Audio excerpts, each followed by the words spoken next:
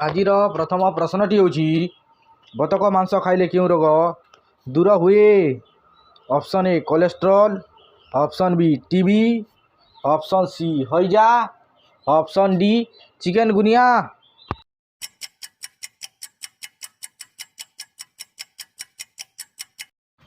ଏହି ପ୍ରଶ୍ନର ସଠିକ୍ ଉତ୍ତରଟି ହେଲା ଅପସନ୍ ଏ କୋଲେଷ୍ଟ୍ରଲ୍। ଦ୍ୱିତୀୟ ପ୍ରଶ୍ନଟି ହେଉଛି ପ୍ରତିଦିନ ସକାଳୁ କ'ଣ ଖାଇଲେ ଚେହେରା ଗ୍ଲୋ କରେ? ଅପସନ୍ ଏ ମହୁ, ଅପସନ୍ ବି ଖଜୁରୀ, ଅପସନ୍ ସି ବାଦାମ, option D Ghia.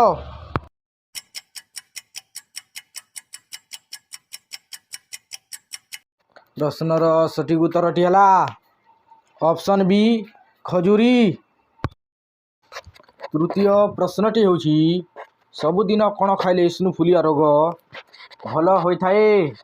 Option A ମହୁ, ଅପସନ୍ ବି ଗୁଡ଼, ଅପସନ୍ ସି ରସୁଣ, ଅପସନ୍ ଡି ଲେମ୍ବୁ ରସ।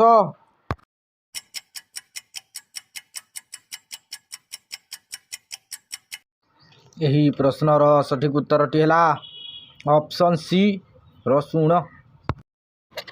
ଚତୁର୍ଥ ପ୍ରଶ୍ନଟି ହେଉଛି ମିସ୍ତ୍ରୀ କାମ କରୁଥିବା ବ୍ୟକ୍ତି ପ୍ରତିଦିନ କ'ଣ ଖାଇବା ଉଚିତ?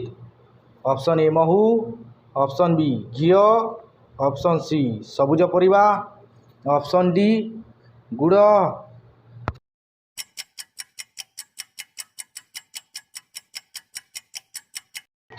ପ୍ରଶ୍ନର ସଠିକ୍ ଉତ୍ତରଟି ହେଲା ଅପସନ୍ ଡି ଗୁଡ଼। ପଞ୍ଚମ ପ୍ରଶ୍ନଟି ହେଉଛି ବାରମ୍ବାର ହାଲିଆ ଲାଗିବା କେଉଁ ରୋଗର ଲକ୍ଷଣ ଅଟେ? Option A diabetes, option B malaria, option C TB, option D A ସମସ୍ତ।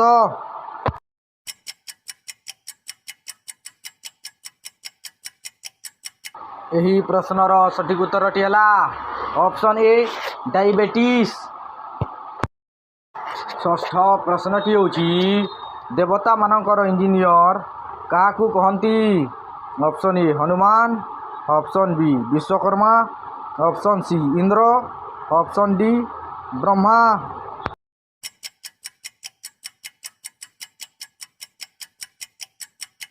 ପ୍ରଶ୍ନର ସଠିକ୍ ଉତ୍ତରଟି ହେଲା ଅପସନ୍ ବି ବିଶ୍ୱକର୍ମା।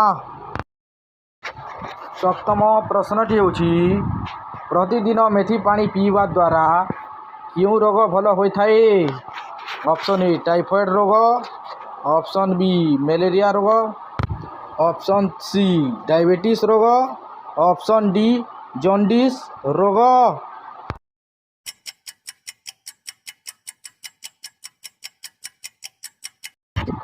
ପ୍ରଶ୍ନର ସଠିକ୍ ଉତ୍ତରଟି ହେଲା ଅପସନ୍ ସି ଡାଇବେଟିସ୍ ରୋଗ। ଅଷ୍ଟମ ପ୍ରଶ୍ନଟି ହେଉଛି ଓଡ଼ିଶାର ପ୍ରଥମ ଓକିଲ କିଏ? Option A Harekrushna Mahatab, option B Gopabandhu Das, option C Biju Patnaik, option D Madhusudan Das.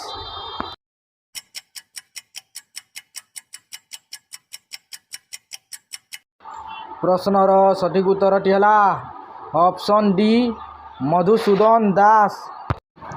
ନବମ ପ୍ରଶ୍ନଟି ହେଉଛି ଅଧିକ ମାତ୍ରାରେ କ'ଣ ଖାଇଲେ କିଡ଼ନୀ ଖରାପ ହୋଇଥାଏ?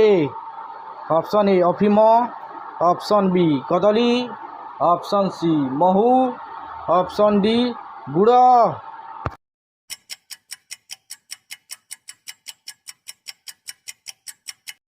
ପ୍ରଶ୍ନର ସଠିକ୍ ଉତ୍ତରଟି ହେଲା ଅପସନ୍ ଏ ଅଫିମ।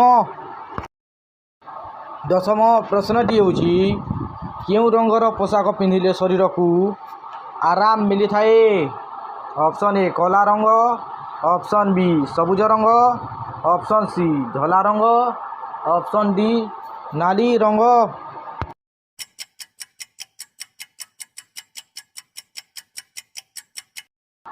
ପ୍ରଶ୍ନର ସଠିକ୍ ଉତ୍ତରଟି ହେଲା ଅପସନ୍ ସି ଧଳା ରଙ୍ଗ।